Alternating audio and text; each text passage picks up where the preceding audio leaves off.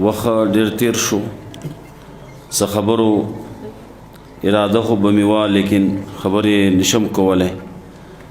ډېر شی علما ښکاري په دې مجلس کې د هغې هم شکریا ادا کوو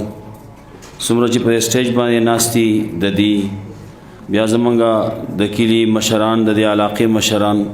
خانان صاحبان هغې هم راغلي دلته کې مولانا رحیم الله صاحب هم راغلی د ټولو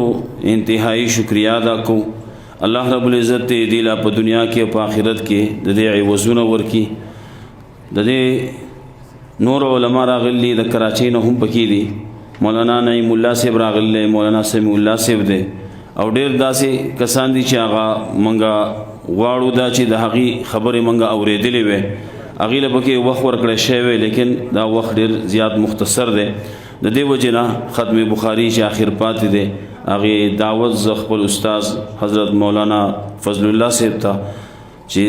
راشي او هغه دغې طالبانو ته هغه اخري حدیث پاتې دی هغه دې ته د هغې درس ورکړي او اختتام وکړي او هغې خیر کې دعا هم وکړي